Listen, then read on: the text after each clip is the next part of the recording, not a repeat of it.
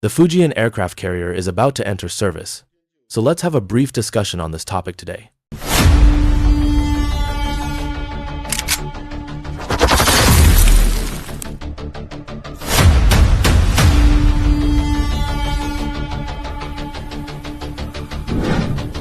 According to the latest news, the Fujian has arrived in the waters near Sanya, but it has not entered its home port.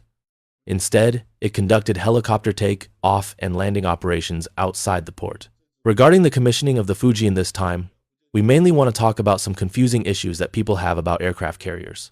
Coincidentally, a few days ago, I saw someone named Zhuge Fengyun from a certain island in the southeast talking nonsense, so today we will clarify things properly. First of all, many people believe that nuclear-powered aircraft carriers are inherently more powerful than conventional, powered ones, and they also generate more electricity.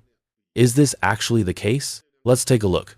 In fact, when we look at all the aircraft carriers that have been built around the world, including conventional, powered ones, we can clearly find that the US Kitty Hawk class aircraft carrier has a power of 280,000 horsepower. The Nimitz class only has 260,000 horsepower. And the latest Ford class, its nuclear reactor can only generate about 280,000 horsepower. Because both nuclear power and conventional steam power operate in a boiling water manner through high-pressure steam turbines. Part of the steam turbine drives the propeller shaft to power the warship's navigation. The other part of the steam drives the turbine generator to generate electricity. This is the general working process of a steam turbine. Some people may ask, is the engine room of a nuclear-powered aircraft carrier smaller than that of a conventional powered one? Actually, it is not. Because both nuclear-powered and conventional-powered aircraft carriers need steam turbines, and the size of the steam turbine depends on the power demand of the aircraft carrier.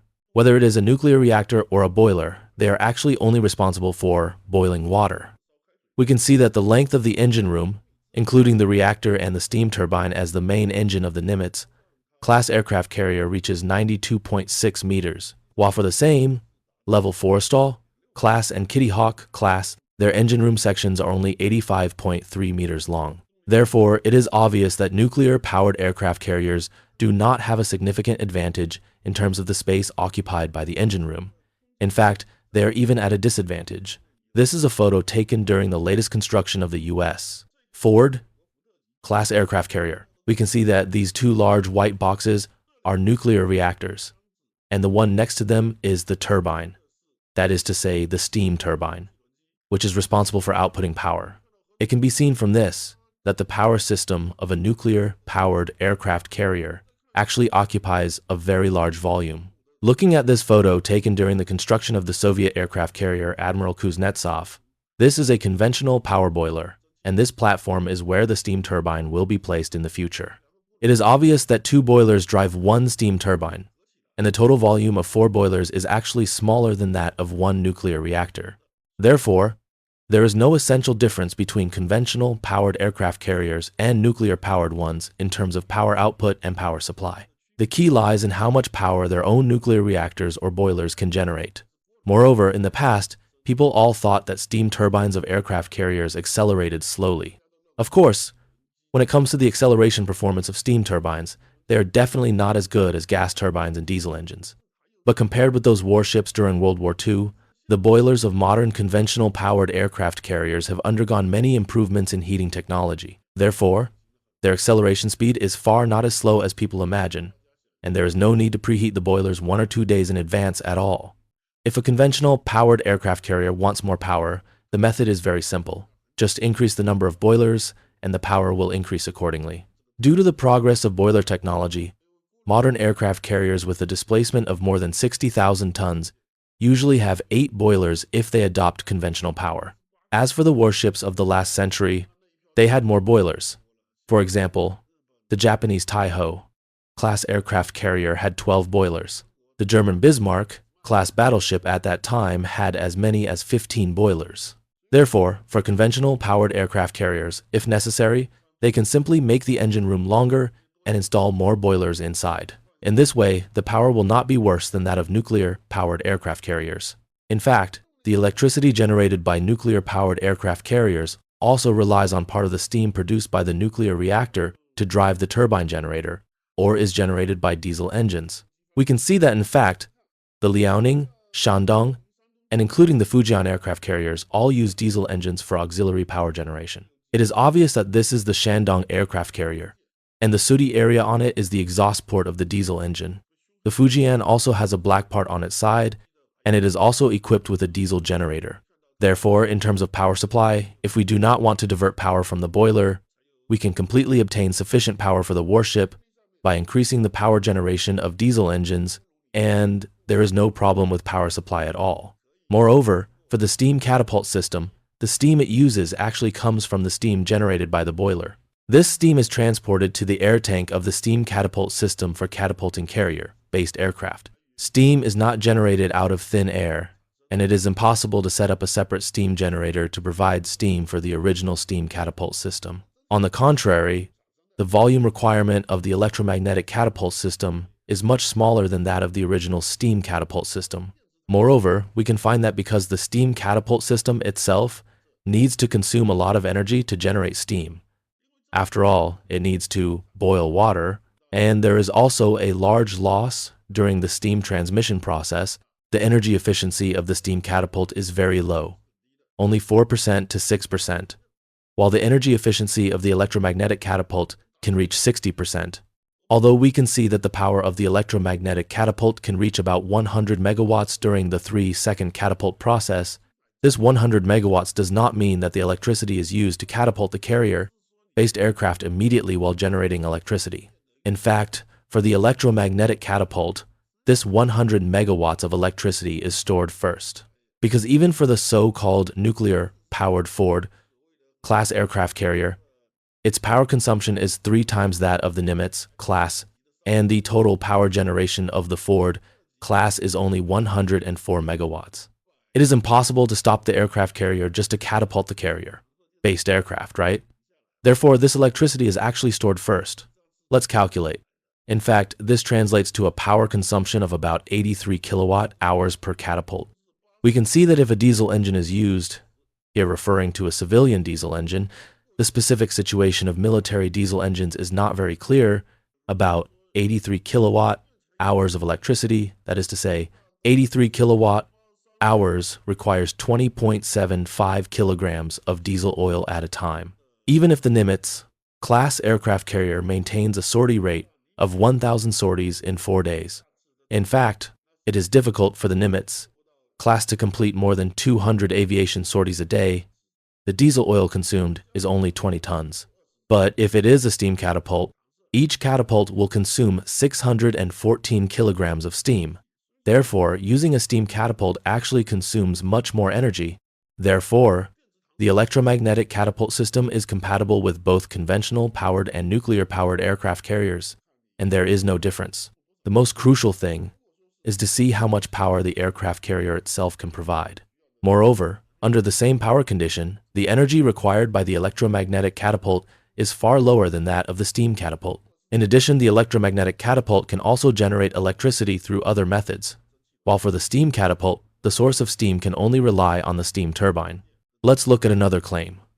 The Fujian has only 2 elevators, so is its efficiency in the take, off, and landing of carrier-based aircraft inferior to that of US aircraft carriers? Moreover, in the runway layout of the Fujian, the deflector of catapult No. 1 is located behind elevator number 1, and catapult number 2 encroaches on the landing runway. In fact, in most cases, aircraft carriers do not need to launch carrier-based aircraft while carrying out landing operations. For aircraft carriers, more emphasis is placed on the full deck attack, also known as alpha strike in foreign terminology. In this combat mode, all the aircraft on the deck are launched at one time, and during normal operation, the elevators do not actually work. Of course, compared with the Nimitz class and Ford class, the maximum single sortie wave of the Fujian in the alpha strike mode may indeed be inferior to these 2 US aircraft carriers. But the main reason is not the catapult, but that the hull length of the Fujian is relatively short, and the size of the J-15 carrier-based aircraft itself is relatively large. Therefore, whether in terms of the number of aircraft that can be parked on the deck or the convenience of deck scheduling, the Fujian is not as good as the US aircraft carriers equipped with F-18EF or F-35. After all, the deck cannot hold so many aircraft, and when scheduling, it is not as convenient as the US aircraft carriers to tow the aircraft at the back to the catapult position. In fact, this is a problem with the carrier-based aircraft, not the catapult. We can take a look at the situation during the First Gulf War. At that time, US aircraft carriers fought in the Red Sea and the Persian Gulf, and the number of takeoffs and landings of carrier-based aircraft every day. We can see that CV-60 Forrestal class and CV-67 Kitty Hawk class are both conventional powered aircraft carriers. And during the Gulf War at that time, only CVN-71 Nimitz class was a nuclear-powered aircraft carrier. Although the Nimitz class has more sorties per day than conventional powered aircraft carriers, its higher sortie efficiency actually benefits from 2 points. First, it is obvious that CVN-71 is equipped with F-18A carrier-based aircraft, while CV-67 is not.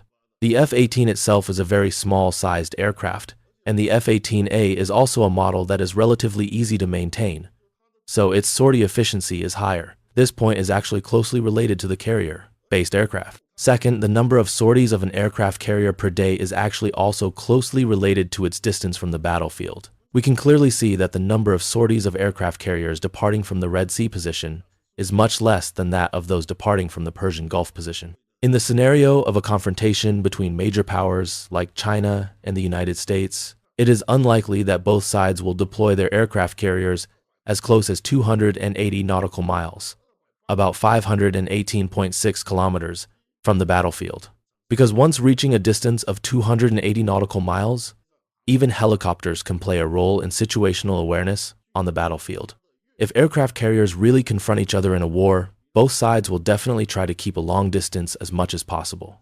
In this case, as long as the distance is far enough, neither the Nimitz class nor the Ford class will have a significant advantage in the number of sorties over the Fujian. They may only have 5 to 6 more sorties a day. Moreover, it was mentioned earlier that the number of sorties of an aircraft carrier is actually closely related to the size of the carrier-based aircraft itself, especially the length of the fuselage. In fact, during the 93 military parade, China has displayed a variety of drones, especially the Attack, 21 and 2 other unmanned fighter jets.